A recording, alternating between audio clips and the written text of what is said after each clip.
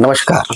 संपूर्ण महाराष्ट्रावर तसेच शेगाव शहरात कोण बनेल स्वीकृत नगरसेवक याचं प्रचंड असं कॉम्पिटिशन या शेगाव शहरामध्ये आम्हाला पाहायला मिळत आहे.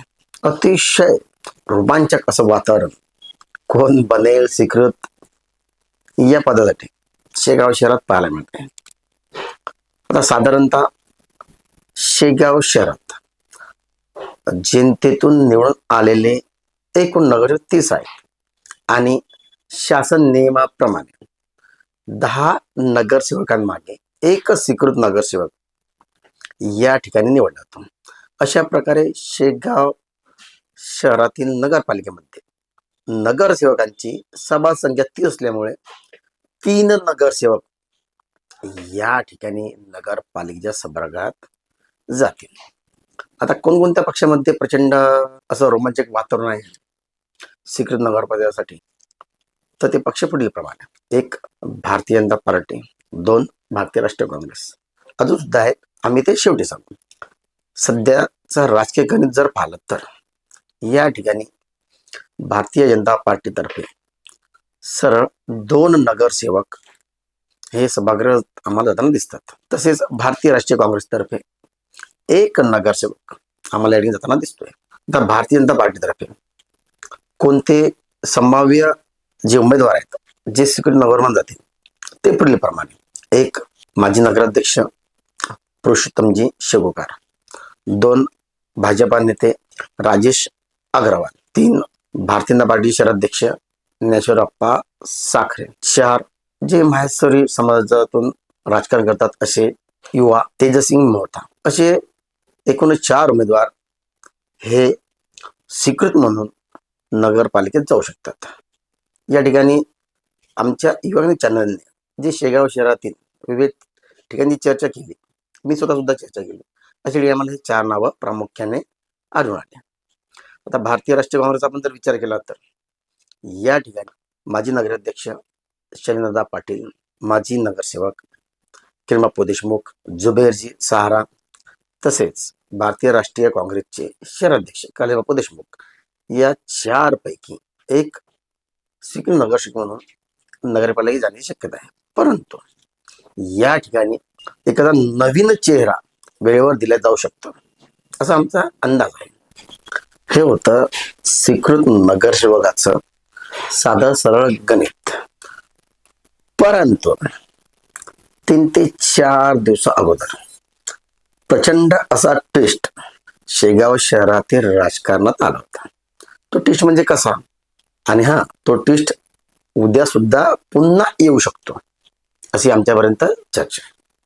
तो ट्विस्ट कोणता, तर तो ट्विस्ट पुढील प्रमाणे: जसं भारतीय जनता पार्टी आणि शिवसेना शिंदे गट यांचा एक गट स्थापन करण्यात आलेला आहे. तसेच भारतीय राष्ट्रीय काँग्रेस व पक्ष यांचा एक गट स्थापन झालेला, असे 2 गट होते.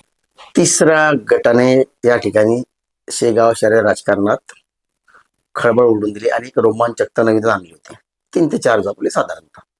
ती रोमांचकता म्हणजे कशी: MIMचे 4 नगरसेवक, वंचित बहुजन आघाडी 2 नगरसेवक आणि शिवसेना उघडाचा 1 नगरसेवक, असे एकूण 7 नगरसेवक हे यांचा स्वतंत्र गट तयार करणार होते.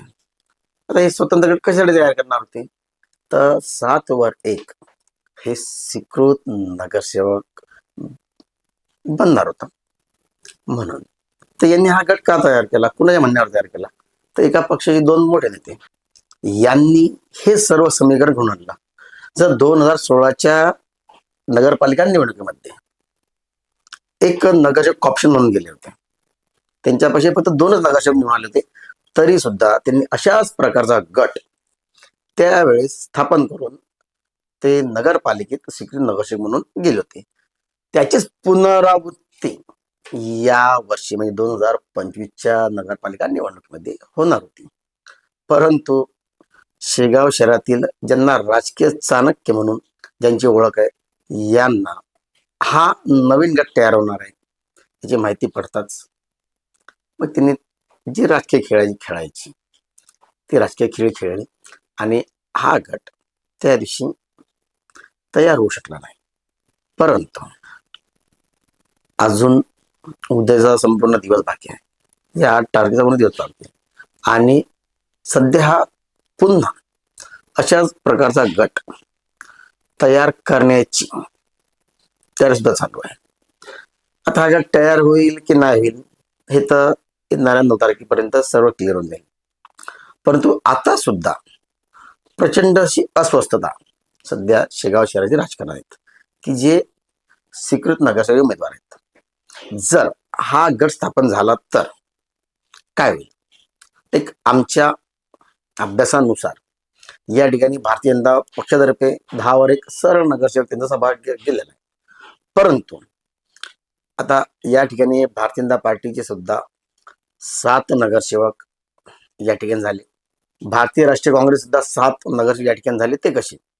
5 नगरसेवक, एक अपक्ष आणि एक अध्यक्ष, असं 7चा गट त्यांचा सुद्धा तयार झाला. आणि तिसरा MIM वंचित बहुजन आघाडी आणि शिवसेना उभाटा गट, असे तिघांचेही हे 3 गट तयार झाल्यामुळे या ठिकाणी प्रचंड असं राजकीय सध्या तापलेलं आम्हाला दिसतं. या ठिकाणी ईश्वर चिठ्ठीद्वारे स्वीकृत नगरसेवक ही सभागृहात जाऊ शकतात.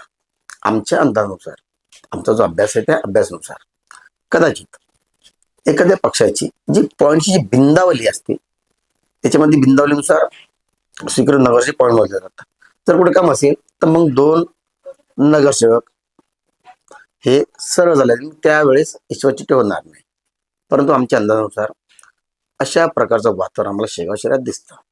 जर कधी समजा तिसरा गट म्हणजे 4 MIM, 2 वंचित बहुजन आघाडी आणि एक शिवसेना उभाटा यांचा तयार झाला आणि त्यांच्यामधून एक स्वीकृत नगरसेवक सभागृहात गेला, तर हा गट तयार झाल्यानंतर हा गट कोणत्या पक्षाला हा पाठिंबा देईल हे सांगू शकत नाही.